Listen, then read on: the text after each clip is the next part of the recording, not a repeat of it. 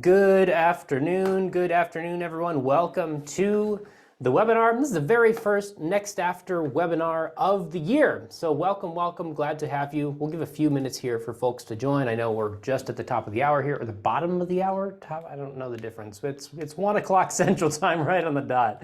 So we'll give some time for folks to come back from lunch or get out of the meeting that they were just in and be able to join us. So while you are joining and we're kind of twiddling our thumbs and waiting for people to join, I do have a question for you. First, I'd love for you to jump in the chat and let me know what's your name, what organization are you from, and then where in the world are you zooming in from today? I always love to see how far reaching this shared cause of growing generosity is reaching. So again, jump in the chat, let me know your name, organization, and where in the world are you zooming in from. I'll kick us off. My name's Nathan Hill. Work here at Next After. We are based in Plano, Texas, just north of Dallas, so that's where I'm zooming in from today. I see Peter from WELS Lutherans for Life, based in Milwaukee. We've got Riley here in the background from Next After, zooming in from her home in Lake Dallas today. We've got Noelle from Migrant Clinicians Network. Welcome, welcome. So continue to drop that into the chat. We're going to try to use the chat fairly often today. And while you're just kind of getting settled and watching those names and organizations roll in, we've got someone from Guatemala today, Lindsay from Reach Initiative International. Welcome, glad you're here. I do have kind of an icebreaker question / poll for us. So I'll put a poll up in a moment, and I do want to get your answer. Here's the question. We've been having a lot of conversations just internally at Next After, where we've been doing webinars forever. I started at Next After basically 7 years ago, and since my first day, we're doing webinars. People have been teaching webinars in the same format since like 2005, with a little picture-in-picture like talking head, and you got some slides, and you show up and you talk for 60 minutes, and maybe you do some Q&A, same old thing. We've been talking about what's the best way to really deliver meaningful education and teaching and content to you, because our goal, our mission, is to go decode what works in fundraising and equip as many people as we possibly can with what works. And so we want to deliver that to you in a way that's meaningful.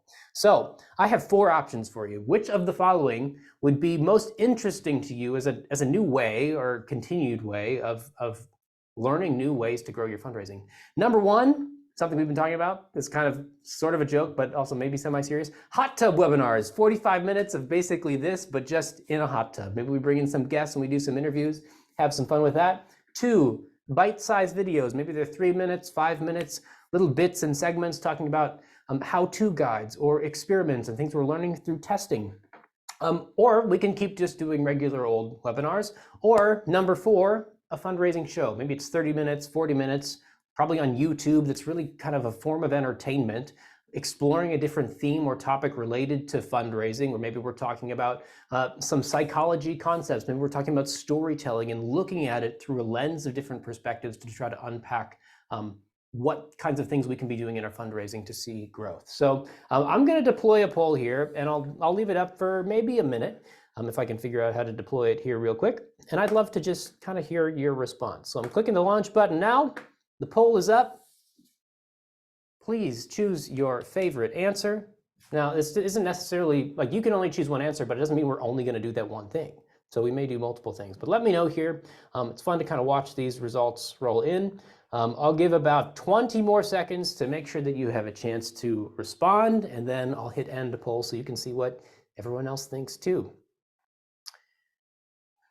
While we're waiting for responses, we got a few more we're waiting on. I see Sarah from Minnesota, TBI Ranch, which is in Wyoming. Welcome. We've got Charles from Nashua Baptist Church in New Hampshire. Welcome. We've got Anne-Marie Smith from the Reading League in Syracuse. Glad you're here. All right, I'm going to go ahead and hit end polls. If you haven't answered and you want to, get it in real quick. 5, 4, 3, 2, 1. Here are the results. Here's what you voted for. I think you can, let me hit share results so you can see these too. There you go. And this is what y'all said. Most people saying a fundraising show, which sounds pretty fun. Some people still want regular old webinars. That's fine too. Bite-sized videos, little segments. That's something we're talking about as well. And then I'm so glad and so proud of the 3 of you that were bold enough to choose hot tub webinar. I'm not sure if we're going to do that, but we're going to keep talking about it and laugh about it. So we'll see what happens with that. Thank you for that feedback. Honestly, it's really helpful for us as we're just trying to figure out How do we serve you better, especially going into a new year? How do we deliver content to you that's going to help you find new ways to practically grow your fundraising, not just for the sake of revenue, but for the sake of future impact as well. So I'll stop sharing and we are going to jump right in. I do want to make sure that you know about upcoming this year, our Nonprofit Innovation and Optimization Summit. This will be the 8th year for it, which is pretty incredible. The theme this year is Come On Down. It's a full-on game show theme. I would love for you to join us at NEO Summit this year in Dallas, Texas, so you can start to make plans for that. Oop, dropped my clicker. Marissa said this after attending last year, that NEO is obviously a good time. It's obvious because you can see all the videos and testimonials of people talking about how fun it is and all of that. But it's not only been really valuable educationally, it's also been a ton of fun. So she found tremendous value in it. There's also this great quote from Danielle Sparks, who attended one of our pre-summit workshops, as well as the full event. He said this: there was so much information that was applicable. It won't just change the way that we approach our donors. It's going to change our philosophy of why we're even talking to our donors in the first place, which is really interesting. So I think you're going to find a lot of power and insight in the content and in the speakers at this conference, packed with a lot of fun and good networking in this growing community of people that are rallying around how do we use innovation in our nonprofit space to grow giving and grow fundraising and grow generosity together. So I would love for you to join us. Please consider grabbing a ticket. Go to niosummit.com. You can get the best price possible right now, so be sure and check that out. The most common question that we ever get related to one of these webinars is there going to be a recording? The answer is always yes. So we are recording this webinar. We will send it to you after the webinar. We might actually send it to you tomorrow because there's a few things we're finishing up on the research study, and we want to package all that up to you and get it out to you together. But we'll also include links to the slide deck so you can review what we've covered today. You can share that with colleagues and friends and others who might be interested. And I'm going to try to make sure we have at least a little bit of time for some question and answer today. If you have questions that you'd like to be answered at the end of the webinar, use the Q&A tool. There's a chat tool and there's a Q&A tool. If it's in the chat, it's going to get lost in the thread because there's a billion ideas and thoughts and comments in there, which is a good thing. But if you got a question you want answered, put in the Q&A tool so I can keep track of it and make sure that we get to it at the very end. Okay, that's a lot of introductory stuff, and I want to get into the details. Today we're talking about this brand new research study that we've been working on, honestly, for about a year. We started the data capture for this study last February. Now, it fueled a few different research projects we released to you last year, and this is kind of like the final piece of that, which is the nonprofit mobile donation experience. Now, I probably don't have to explain to you why this type of a study is at least interesting, if not really important, but I do want to spend a moment talking about the why. You know, selfishly for us at Next After, as we're trying to just discover what works in giving, we certainly want to take a deeper look at mobile. It's really easy to just design things on a desktop and kind of treat mobile as some sort of like secondhand thing that we don't think about until we've designed the page, and then we're like, oh yeah, we got to figure out how do we make it look good on mobile, and then you just roll with it and you hope it sticks and you hope it works. We've been starting to build some tools into our testing library to analyze both desktop and mobile traffic to get a better lens as to how are these channels working together, how are they different, what things improve on desktop and maybe decrease results on mobile or vice versa. And so there's definitely some interest from us to just dive deeper here, but here's what the market is actually showing. There's some interesting data posted on Statista that's showing, you know, way back in 2017, so this is basically 6 years ago at this point, was when the pendulum swung from desktop to mobile. This was the first time, Q1 2017, where mobile traffic eclipsed 50%. Now you can see in the chart, it kind of like ebbs and flows and goes up and down after that, but the overall trend is up and to the right, where mobile traffic is growing globally year over year. Q2 of 2022, which is the most recent data they have posted, shows that 59% of global web traffic happens on a mobile device. So in terms of traffic, the scales have tipped and have been in the majority mobile traffic for quite some time at this point. But then if we look at actual donations and how we're performing on mobile versus desktop in the nonprofit sector, here's what Blackbaud Institute has reported in their most recent report on this, is that 28% of online donations happen on a mobile device. You can look back at that chart and you see this trend of going up and to the right. It's increasing year over year over year, and then was kind of flat 2020 to 2021, and remains to be seen what 2022 look like once we get all those numbers in. But it's interesting to see it growing and then kind of tapering off. It makes you ask this sort of like chicken and egg question, I guess. If we spend more time on mobile and optimizing that experience, will that lead to more people actually giving on a mobile device?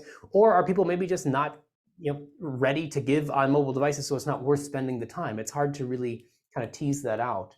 But if we look beyond the nonprofit sector, we look at sort of e-commerce as a whole, here's what some of the data suggests is that looking out to even 2025, mobile e-commerce revenue is projected to grow 64%. And so mobile transactions overall are growing. And so if overall transactions are growing in that direction, we should be prepared in our space to be able to not just accept those, but optimize for mobile when it comes to giving and donations. And sometimes we get really fixated on just having the right tools, but sometimes we just forget about the experience holistically that someone has between the tools and the functionality and the copy and the messaging. And so as we went into this study, quite honestly, a hypothesis that I had going into it was like, sometimes as I'm just browsing different organizations' websites here and there, anecdotally, it feels like many times mobile users are just kind of treated, secondhand, like they're not quite as important as the desktop. And so I figured that once we got into the data, we'd probably see some pretty poor user experiences on the mobile side. We'll get into what the data says in a moment, but overall, I was actually pretty surprised to see that most mobile donation pages are responsive and have a pretty decent user experience. And so we're going to dive into what some of that benchmarking data looks like, and then go a step deeper and look at copy and experimentation around copy to see how impactful is the copy on our mobile pages for our mobile users. So that said, let's look at the methodology. How did we actually conduct this report? Initially, we identified 143 nonprofit organizations that we were going to make donations to. They spanned a wide variety of verticals, trying to get a pretty decent picture of the nonprofit space overall, getting a handful at least in every single kind of key vertical here, and also spanning a wide variety of revenues. It's skewing a little bit more towards some larger organizations. Typically, those are the ones that are going to have some of these tools in place and be able to optimize and test, but still getting a wide spectrum of anywhere from small organizations with maybe one or two people up to these $100 million plus organizations, so some of the mega nonprofits as well. So getting a wide spectrum of organizations. That's where we started with these 143. The process to actually analyze the experience actually started on a desktop, because what we wanted to do was look at the desktop experience versus the mobile experience so we could compare and contrast. Sometimes when we are designing a website, or we're designing a page or a landing page or donation form, we start on the desktop. In fact, most of the time, you're probably designing on a desktop and designing for desktop users. And then from there, as you're trying to figure out what does this look like for a mobile user, what typically ends up happening is maybe you've got different elements that you don't know what to do with, and so you just hide them for the mobile user just to make it simple. So we wanted to look at, is there actual congruency between the desktop experience and the mobile experience? Is there stuff desktop users are getting that mobile users never see because it just gets hidden for the sake of reducing friction or trying to have a better experience, something like that? So we analyzed the home page and the start of the donation process on desktop. And then we went and we did the same thing on mobile, and then actually completed the transactions on a mobile device, giving $20 donations to all these organizations. Now, every time we conduct one of these types of studies, we always go in hoping to find new and innovative tactics and things like that that we can go put to the test. And I'm always shocked at the amount of donation pages, donation forms where you just can't actually make a donation, period. 94% of organizations we tried to give to, we were successful. 6%, we couldn't. Now, just looking at those numbers on their face, it seems like, well, okay, yeah, the vast majority were fine. 6% of nonprofits, though, you couldn't make a donation. Even if they had a form there, you couldn't actually make it work. Whether there were errors in the form on validating the different fields that just didn't make sense, or you hit the button and then the loading wheel spins and spins and spins and spins and it never actually processes the transaction and you're just left hanging. Or the donate button is just so lost and so hard to find on the page that you just end up having to give up because you can't even find where to go and give. Key takeaway number one, or like the pre-key takeaway, because I've got several for you, is just make sure your donation page works both on desktop and on mobile. Maybe put something in your calendar once a month to go actually put a test transaction through on desktop and mobile and make sure that your forms actually work. Because it doesn't matter how well optimized your form is, it doesn't matter what your follow-up communication to donors looks like, none of that stuff matters. You can't actually process a donation. So like step one, go test your form and make sure it works. From there, let's actually start optimizing and looking for opportunity. So here's where we started when we were making these donations. We tried to put ourselves in the shoes of a donor. The best tool that you have and that I have as marketers and fundraisers, as communicators, to be able to connect with donors in a meaningful way is empathy. We have to put ourselves in their shoes, feel the pain that they go through in the donation process in order to figure out what are the ways that we can test new ideas that might actually make things easier, help inspire greater giving. And so we're starting here with how do we even find where to give? If I come to your website, I go to yourorganization.org, bam, I'm interested in giving, how hard is it for me to actually find your donation form? For many of you, that might sound like even a silly question, like, well, of course, there's a donate link in the navigation, it's on the right side, it's a big red button, you can't miss it. But in reality, for a lot of organizations, it gets lost, especially when you scale down to a mobile device. It gets lost in a menu, or maybe it's way down below, or the button gets hidden altogether and nobody knows where it is, not even your web content managers or things like that. So we're starting here on the homepage. What does it look like to go find where to give? We asked some key questions along the way. Number one is, are you able to navigate the website without having to do that like pinch to zoom? You know, you're looking at your phone like this and you're doing this to try to make the screen bigger so you can actually read the text.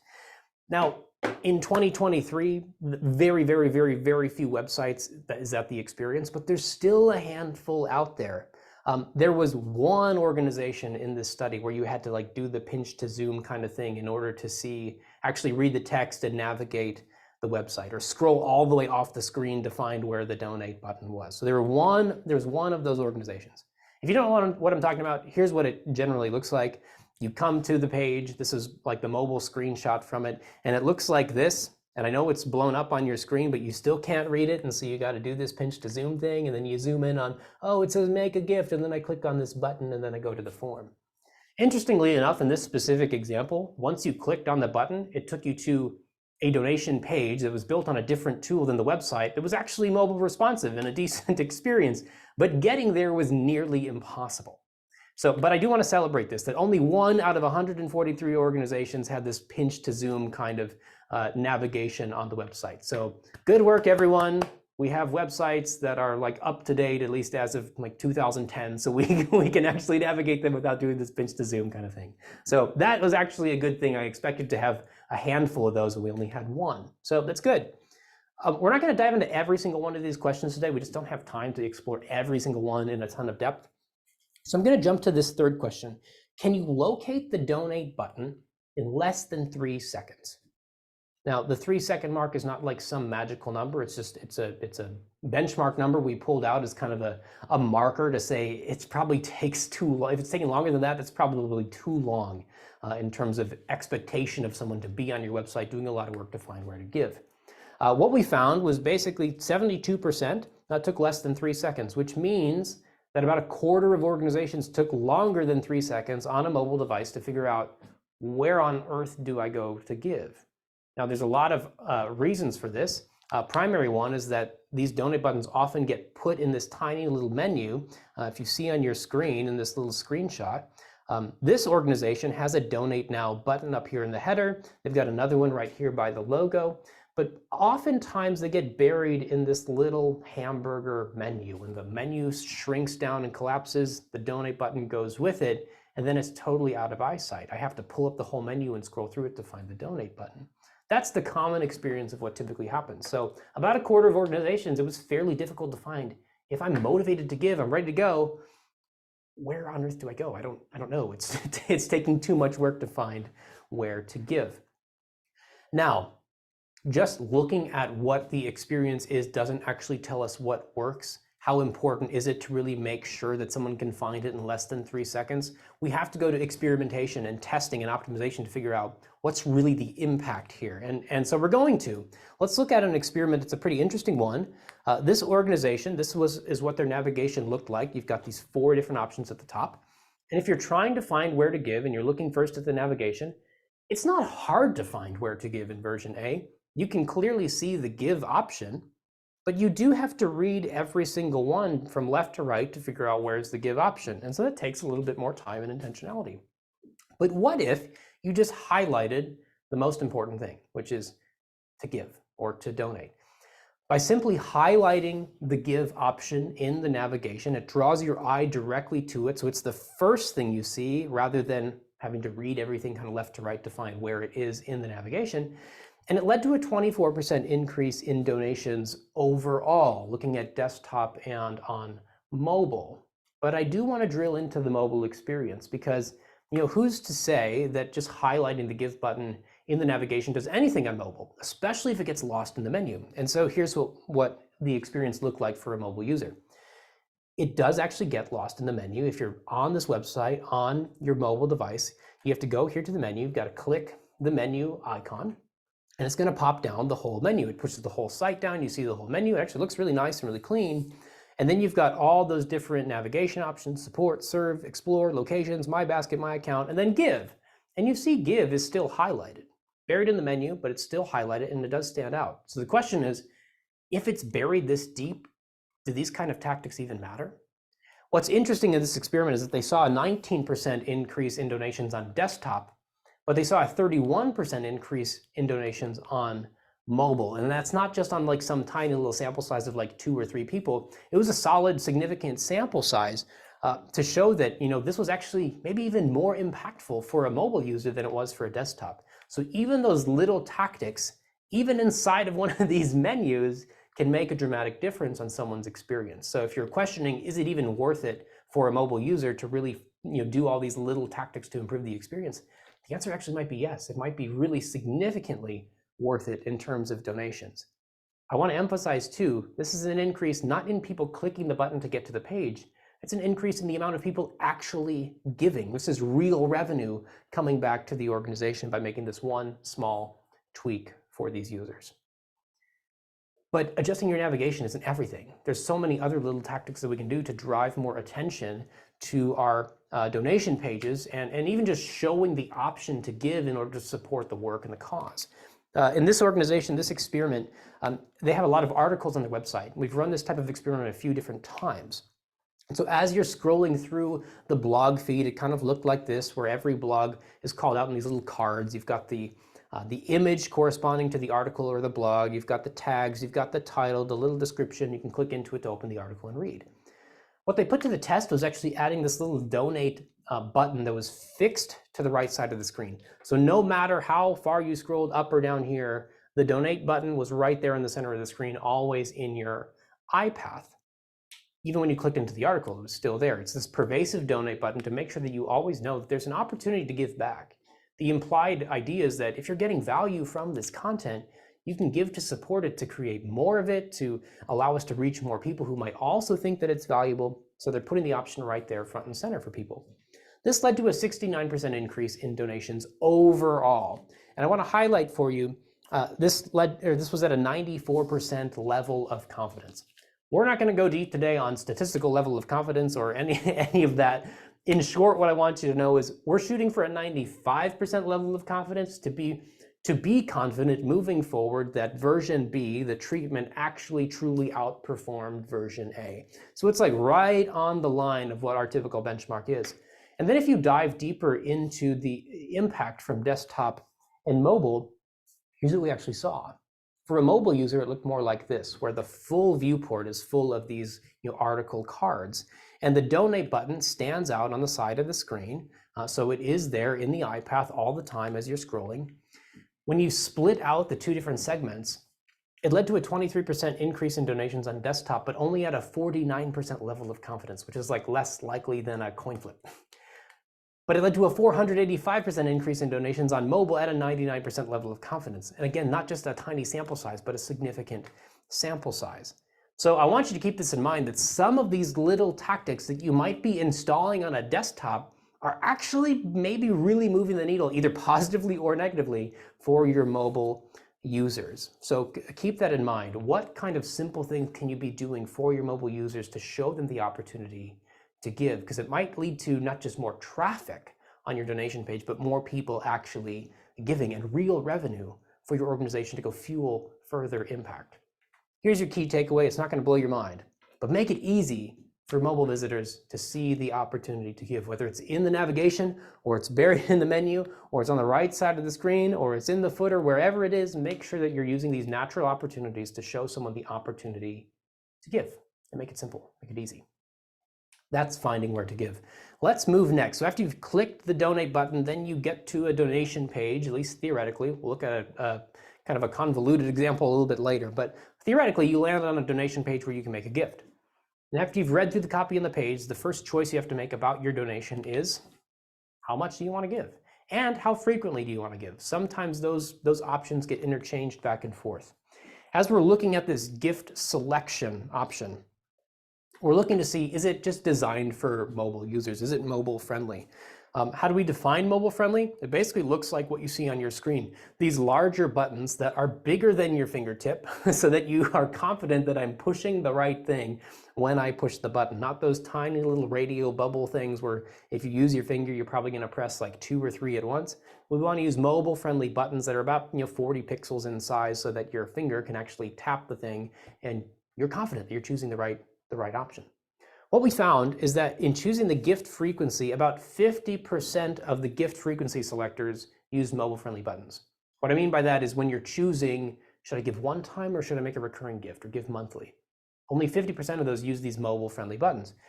Secondly, looking at the gift array, 82% used more mobile-friendly options, the gift array being the actual amount, the $50, $100, $250.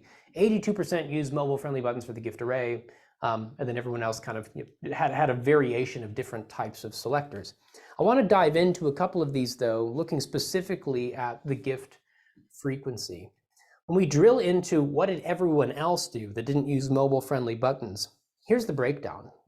The checkbox, using a checkbox, was the next most common gift frequency selector. You've got a variety of different options here. In the red, the 14% is those little tiny radio buttons. The 9% in the yellow is actually not having an option to choose a gift frequency. So you're either locked in on a one-time gift or you're locked in on a recurring gift when you get to the page. Then the black, the 8%, is using a drop-down box, which is kind of an interesting option. Not super common, but some people were using drop-downs for the gift frequency. I want to zoom in on the checkbox, because most of the time, when you're using a checkbox as the selector for choosing one-time or recurring, most of the time it's a box that says, do you want to make this a recurring gift? And that oftentimes happens after the gift array.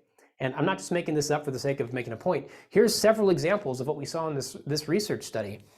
In all of these, even though the designs are different and things like that, they have different gift arrays and different amounts. The one on the left side of your screen doesn't even have an array, it's just an open field.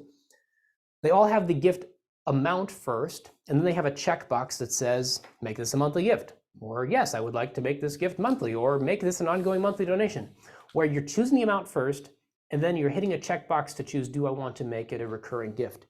Now, I would submit to you that this might actually be getting the thought sequence in the wrong order. Because if I'm choosing first how much to give, I already have set in my brain what the frequency is. And most likely I'm thinking, if I'm gonna choose to give you $100, I'm assuming that's a one-time gift. At least in the States, where recurring giving isn't quite as built out as maybe it is in other parts of the world. But if you haven't given me any context, I'm typically assuming it's a one-time gift. And then you're asking me to upgrade it to become a monthly donation. And maybe I could give you $100 right now, but I can't give you $100 every month. Maybe I could give you 25 every month, but not 100. So it might be getting the thought sequence in the wrong order. Here's an experiment to illustrate how that might be impacting results.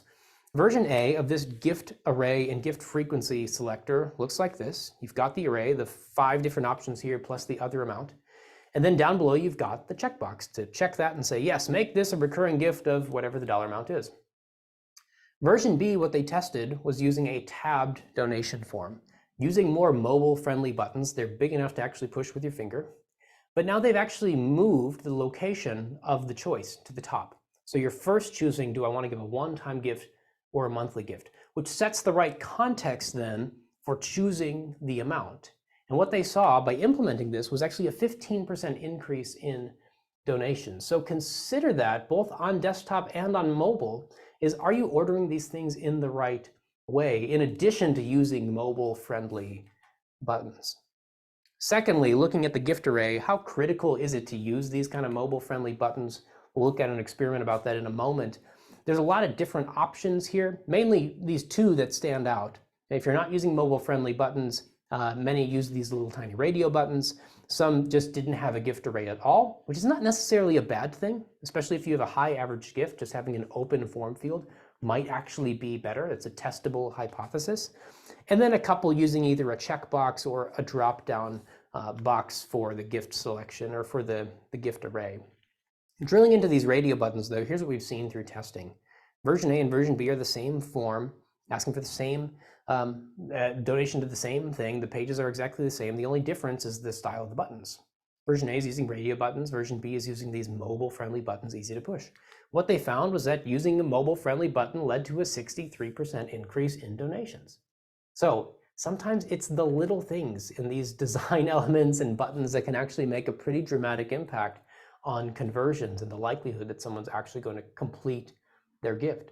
So make sure that you use buttons and design elements that are mobile friendly.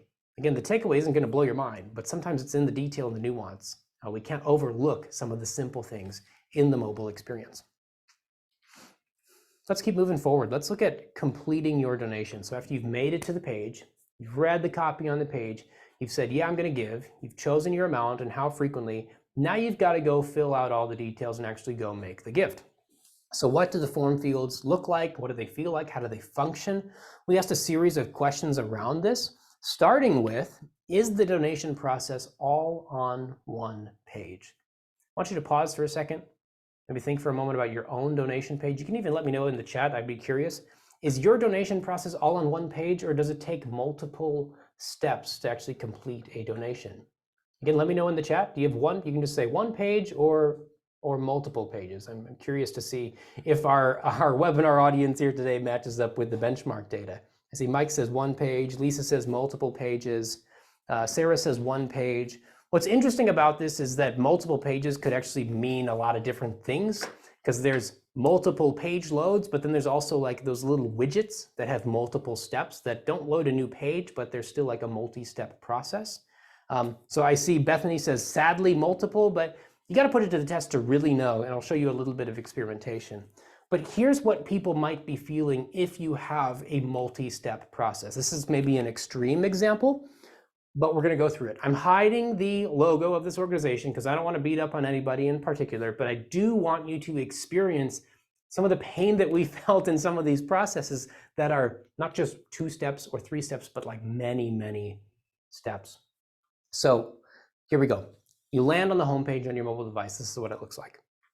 In order to give, not give a sponsorship like a recurring gift, but just to go give a one-time gift, you have to have this like initial click to go open the menu, which I'm going to count as like a significant click in this process, because you do have to think about it. Where do I go to find the donate button? It's not right there. It must be somewhere buried in the navigation in the menu.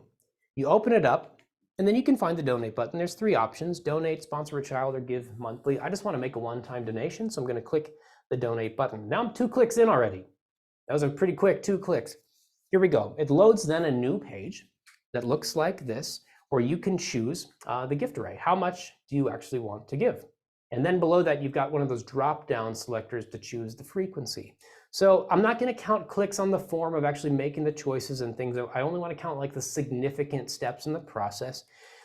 And then I've got to click donate now after I actually choose the amount. So my expectation at this point, I have clicked a donate button, I've come to a page, and now I'm clicking another donate button. I'm really hoping that on the next page is when I actually start to put in my information, I can actually complete my gift. I hope you are too, because hopefully like we're on the same page and we're ready to give this gift. And then you land on the next page and it's not a donation form, it's a giving basket. Okay, my frustration might be building a little bit, but okay, I'm going with it. I scroll down the page to still find, okay, where do I actually give? It turns out I accidentally added 2 donations to my cart, which was not on purpose. That was an accident. And then there's a proceed to checkout button. Like, I think I just did that because I clicked donate 2 different times already, but now I'm going to click proceed to checkout and really hope that on the next page, I get to enter my info and complete this so far 4-click, 4-step process. Big deep breath. We get to the next page, and oh my goodness, there's still not an option for me to complete my gift. Now I have to choose, do I want to complete my checkout as a guest, or I could scroll down, and because I see Beth says that she would have exited the page by now. Me too, but we were highly motivated to complete the research study. So I can choose to continue as a guest, or I can log in as a member. If I log in as a member, what are the odds I remember my password? Maybe it's not even saved in my keychain. Like that happens all the time where I think it's saved, but it's not because I used the app instead of the website when I saved it last time or something like that. And then I got to run a password reset, and that's going to be a whole bunch of other steps. So I'm going to just click continue as a guest. Note the count in the corner. We're up to 5 clicks in so far before we get to a page where I can start to enter my information. And now on this page, by the time I get to the end of this process, you can see right here at the top, it's counting my progress. I can enter my contact info and I hit the submit button, and then I get to the payment info button and I enter all my payment info and I hit the submit button to go to the next step. And then I have to go review all of the information that I have so painstakingly put in so far and make sure that it's all right. And then click the submit button one last time before I get to the confirmation page where my gift is finally done. And all I wanted to do was give a quick little one-time gift, but it took me 7 steps to get there. So again, I share this not to beat up on a single organization. That's not my intent at all. It's to help you feel some of the pain that people go through when they're trying to give a gift, and it takes multiple steps, especially on a tiny screen where maybe you'd rather give on a desktop, but you don't want to forget to give right now because you're already motivated, you made the choice. You just want that process to be easy. You still need maybe copy, which we'll look at, to motivate you through the process, but you do want it to be a streamlined process. 7 steps is a lot. This organization is an interesting experiment. They had moved to a new donation platform tool. And in doing so, they weren't able to have a single page donation experience anymore. So they were trying to figure out, how do we kind of reduce the steps in the process? And so the control version that they initially built, after someone would download an ebook, they'd land on this page, which is typically what we'd call an instant donation page. Makes a donation appeal right there on the page and includes the form. But they weren't able to include the form on that page. And so you had to click a button that says donate now to land on a page where you can start your gift that has the gift array, and then you click through that, and then you land on a 3rd page where you can go complete the donation. So it's a 3-step process. Now they were able to figure out, how do we reduce this down to a 2-step process? So they cut 1 page out of the process. It's not perfect. It's not a single page process. It's still 2 steps with a full page load in between. But just removing the 1 step and making it that much easier led to a 97% increase in donations. So as Beth here was feeling the pain of that process by step 5, what if you just got it down from 5 to 4? Might you have retained Beth, and maybe she would have actually completed her donation? So just making those little improvements can actually go a long way, even if it's not perfect, quote unquote, perfect. Here's another example that I think is interesting to consider, especially if you have one of those kind of multi-step widgets. It's not loading a new page, but it's kind of cycling you through the 4 or 5 different steps of the process. This organization wanted to put one of those to the test to see, lots of people are using these. There's companies that are touting that this is like the best thing in the world. It's going to lead to this super high conversion rate. You can implement it anywhere. Is that real? Are those numbers real? Let's put it to the test. Version A is a single page donation form, donation page. Everything happens on 1 page, from choosing the gift amount all the way through entering your payment info, processing the gift. Version B, what they tested was this multi-step widget. I've got this little graphic that will show you all the different pieces here, but you start by choosing the gift frequency, and then on the gift array, the amount, and then you enter your contact info, then you enter your payment info, and it's this multi-step widget to get you to actually make the donation. And what they found, even though this might seem like a great way to make the process simple and streamlined and not have these super long pages, it actually led to a 26% decrease in donations compared to the 1-page option. Now, there's probably room to improve this process. It's not the perfect widget. You could probably optimize it in a whole bunch of different ways. But would you rather at this point be optimizing version A to figure out how do I get more people on the single donation page to convert more, or spend my time trying to improve something that already is starting behind? Maybe it doesn't make sense. It's a lot of room to have. You have to climb a lot in order to even equal the control here, let alone try to go beat it. So be careful if you're using these multi-step widgets. I would encourage you to test it against a single page experience. This is just one experiment. We don't have a lot of these in our library, but it's kind of some starting indicators to say that maybe these multi-step widgets aren't the most effective. So put them to the test. Now, I said we're not going to go through every single question, so we're going to jump forward to this one.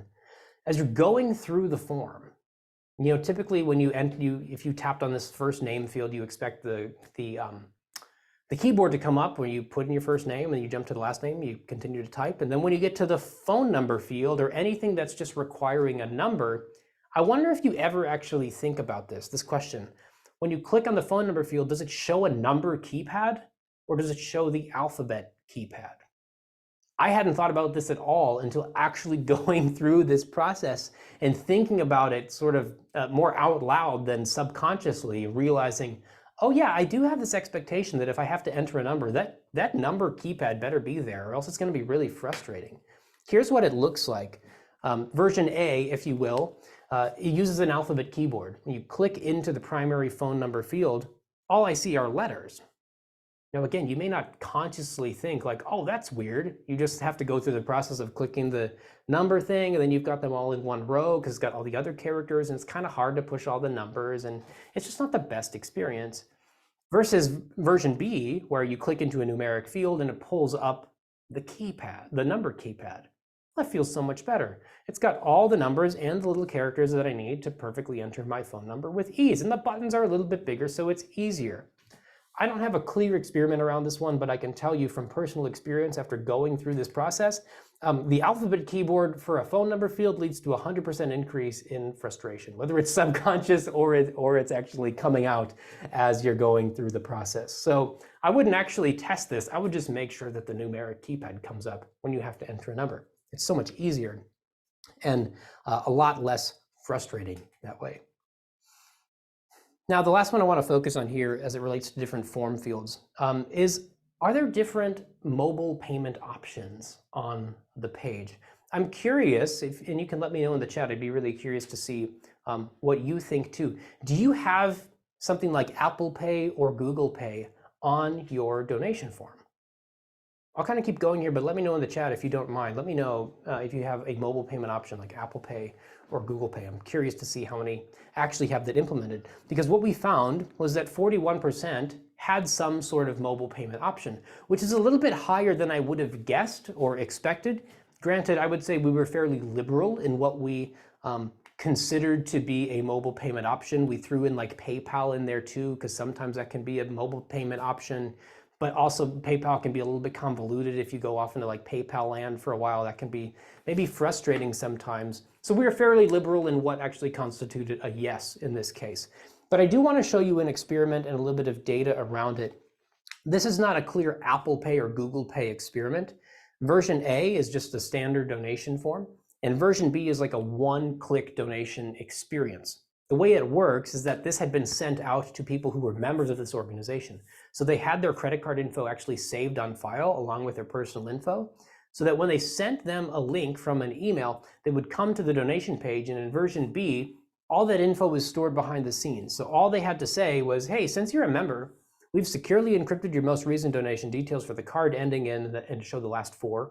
And then it says, if you'd like to change your payment option, you can click here now. So you have the option to change the card number, or you can just click make my gift, and it will process the donation that you've selected right then and there without any additional work. So it's more like one of these more mobile payment types that just reduces the amount of friction and work in the process, because typically like Apple Pay just requires the Face ID in order to process, and then it runs. What this led to was an 82% increase in donations. So I would highly encourage you to consider, we don't have a lot of tests on this, but I want to get some more. And if you're running experimentation at all, or you're considering using Apple Pay, Google Pay, I'd encourage you to test it. And probably at this point in time, a win is just still getting no real difference at all. Obviously you want to see donations increase, But even if you implement Apple Pay and Google Pay and you don't see a difference in donations overall, it still might set you up for the future, because here's what's projected to come. Mobile payments right now, or in 2021, were reported to be $1.7 trillion. That's how much money is flowing through those mobile payment options, and projected by 2027 to be more like $6 trillion. So it's growing, and it's growing rapidly. More and more people are adapting using those types of payments. So if we can be prepared for that, then we'll be set up for the future. So that's what I encourage you to do. And here's sort of the key takeaway for you. Don't make it harder for mobile users to give. Again, I'm not blowing anyone's mind here, but it's all in the details. Invest in the right tech now. That's going to enable you to actually optimize for your mobile users, because not every platform and every donation platform, they're not all equal. Now, moving to the end of completing your donation, we need to look at verification and confirmation. Now, maybe you didn't think about those things at all, but some of these experiences require you to go verify that A, you're a human being and not a robot, or go verify the details of your gift before it actually gets confirmed. And then we looked at the confirmation page as well. So here's a few questions that we asked along the way. Do users have to complete one of those CAPTCHAs in order to verify that I am a person, I'm not a robot? Were we able to successfully give, which we talked about? We'll look at these a little bit in depth. I want to start here with the CAPTCHA. And we're going to play a short little game. Let's look at the data first. 23%, almost 1 in 4 donation experiences on a mobile device required a CAPTCHA to be completed before you could actually make the donation. So here's the game we're going to play. This is my favorite part of the webinar, but very excited for. The name of the game is Oh Dear God, Please Don't Make Me Do This. And this is the mobile edition of this game, where we're going to start with round 1 on a desktop-sized CAPTCHA, which nobody wants to fill out in the first place. But if you can figure this one out, I'll give you 1,000 points. So let me know in the chat which one of these squares, or which squares in total, have a parking meter in them. Take a close look at your screen. Here's the problem with saying 0. You've got to select something. So what do you pick? What do you pick? It's incredibly frustrating. I see Peter says 2.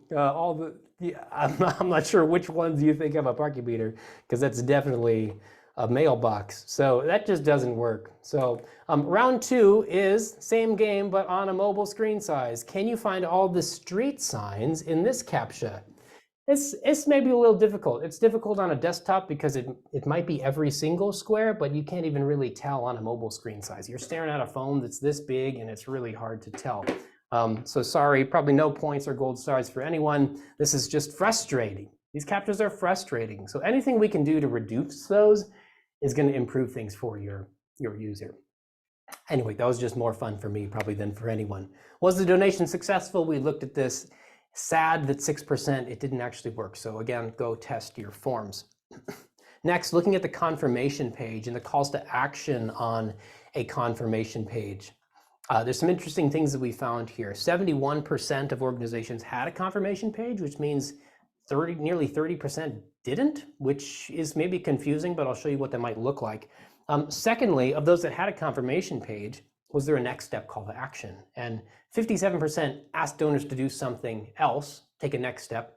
Many didn't ask them to do anything at all, which is interesting and curious. We'll look at some experiments around that as well.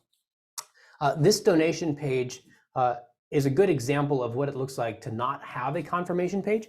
So the process looks like this up front on the mobile screen size. Again, you're choosing your gift amount, you fill out all the form fields, you make your gift. I'm ready to donate, I'm ready to make this impact, and I've just given, maybe I've given $100 or $500, maybe I've given $1,000, and then I get to this. There's no confirmation page, the form disappears, and I just get this "thank you for your donation" sentence, and that's it, which just makes me sad, because I just spent this time and energy to go through and make a donation, and I've invested my money with you, and I really care about this cause and the people that I can impact with this gift, and I just feel let down at this point. What did my gift do? Who's it going to? Does it matter? I mean, I got a thank you, but it maybe feels half-hearted. There's not a lot going on here, and it kind of makes me sad. So I want to show you the importance of saying thank you in a meaningful way. This is not a donation page. Maybe you've seen this in some of our year-end training. It's a really interesting experiment from a few years ago, but I think it's still very relevant. Version A, basically during a year-end campaign, this organization split their their donor file in half.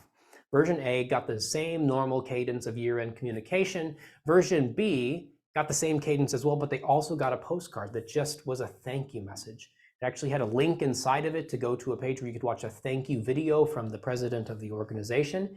And just by being thanked in a meaningful way led to a 204% increase in the likelihood that they would give during the year-end season. After all the data came in, they were 204% more likely to give because they were thanked and cultivated. Our friends at Bloomberg had some interesting data on this related to phone calls as well. The chart on the left, you can see once someone gets a thank you phone call in the first 90 days, their retention rate jumps up from 33% to 41%. If they get more than one thank you phone call, then it jumps up even higher. The same trend is true if you're looking at the size of their second gift. By just getting a thank you phone call, it jumps from a $50 second gift size to a $100 second gift size because they were thanked in a meaningful way. And I think it starts on the confirmation page. If you're let down right there, that's a hard mountain to climb back up with your follow-up communication. But even consider this on your confirmation pages when you're thinking about next steps and calls to action. This organization runs what's called a serial ask, where after someone donates, then on the confirmation page, in some cases, they'll ask for a second donation, either to like a specific fund or to like a sister organization or something like that. And what they've found, at least in one of these experiments, was that 25% of donors made an additional gift on the confirmation page right then and there. That's not a small number, that's really significant. Maybe that's not the right next step for you and for your donors, but consider what is the right next step. Is it a follow-up survey about why they gave? Is it an ebook? Is it a petition? Is it a video series or a course? Ask them to take a next step, to continue to engage. They're at this mountaintop moment where they just gave to you because they care about the work that you're doing. They want to invest in it and make an impact. So how can they continue to go deeper even after they've just given you their money? So key takeaway for you, make it simple for donors to complete their gift. Again, I'm not blowing anyone's mind. Give them a clear next step on what to do after they've given. And then where I want to end our time, and I know we're coming up on 2 o'clock here in a few minutes, I want to focus on copy for just a moment. In this study, we didn't really dive deep into copy in terms of the benchmarking.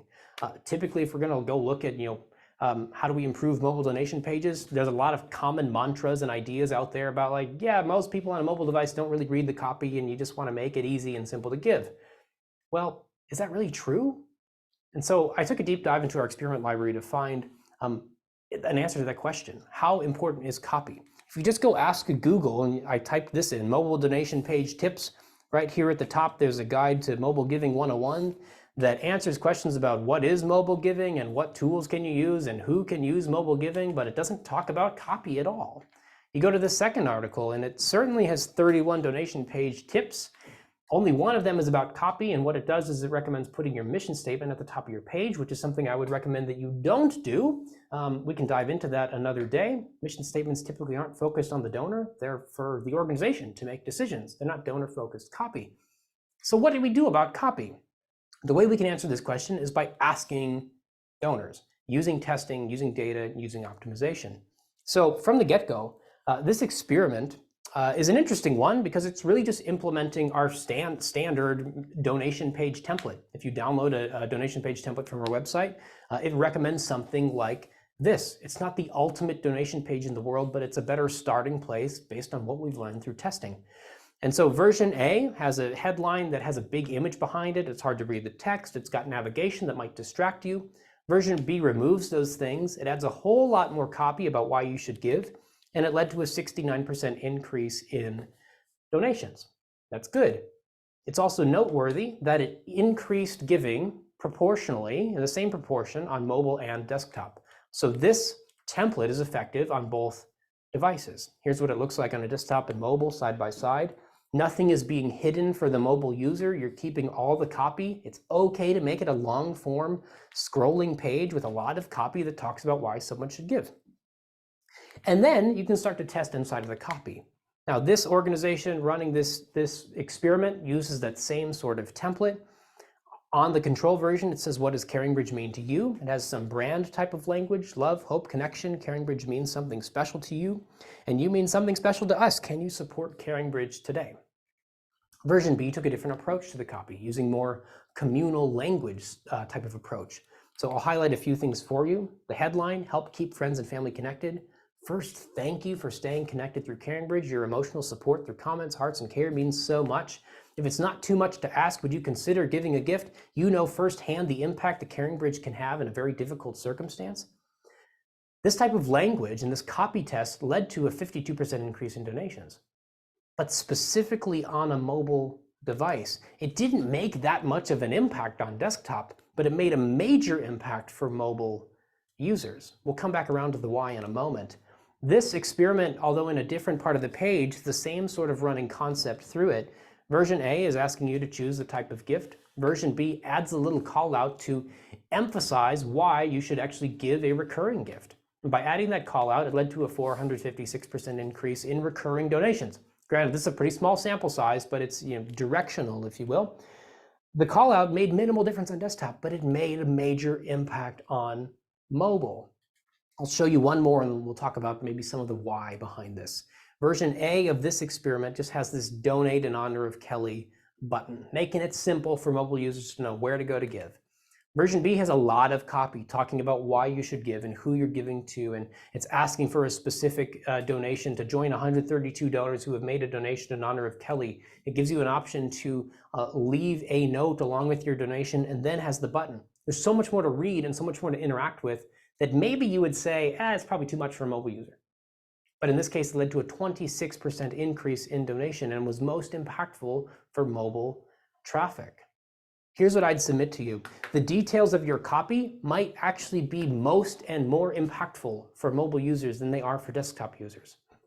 A few comments on why I think this might be true. If I'm looking at a desktop screen that's this big, I'm scanning through, I'm trying to get the best of the information, I'm moving fast, I might not read everything. I might miss a lot of stuff. My screen's pretty wide, I'm gonna miss stuff that's over here in the right column. I tend to read left to right, so I'm not seeing what's over here. I'm not reading all the details.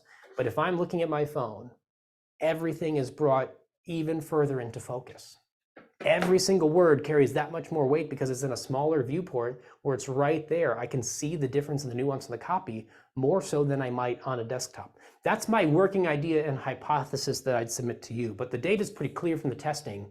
These copy experiments, in many cases, are leading to significant increases on mobile, even more so than they are on desktop. Now we've covered a lot. I have a few parting thoughts for you as we wrap up here. Number one, I am fully aware that you most likely don't have full control over all the nuances of your donation platform and of your donation form. And you can't necessarily go dive in and tweak some things in the code to go change what the experience looks like when you pull up that phone number keypad and the number keypad on the phone number field. So we need to invest in the right tools and in the right platforms. You need one that's mobile friendly. You need one that's easy to add and manipulate the copy and the messaging. You need one that's easy to set up new pages so you can contextualize things for donors in specific situations and specific campaigns. And you need the ability to test, because none of us know what works. We have to put our ideas to the test. If you need a recommendation on this, I'm happy to give you one. Just let me know. Secondly, don't neglect your copy.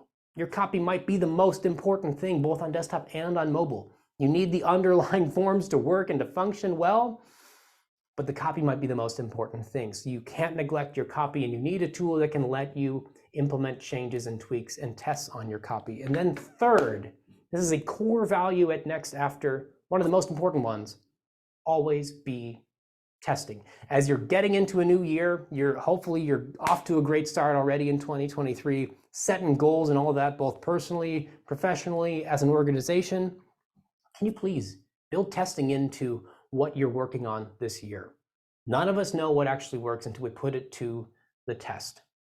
So I'd encourage you to focus on always be testing throughout this year so you know exactly what works to improve the experience for mobile users and lead to greater giving. Coming soon to you, I'm planning to get this to your inbox by the end of the week. So by the end of the day tomorrow, you should have this. There's a couple little tweaks I want to make still to make sure that this is in a great spot for you. Is this full report on the nonprofit mobile donation experience. Hopefully this webinar has been helpful and insightful. There'll be some additional things in the report that we haven't covered here and vice versa. So we'll make sure that this gets out to you by the end of the week so you can get your own copy of this and dive even deeper. Now, it is 1:59 and technically we have, it just turned 2 o'clock. So technically we're out of time, but I'm willing to stay for a little bit and answer any questions that there are for the next 5 to 10 minutes or so. I'm gonna go ahead and turn my screen share off. I'll pull up the Q&A. I saw some questions come in there through the chat as well, so I'll kind of keep an eye there too. Someone did say that they're looking for recommendations on a donation platform.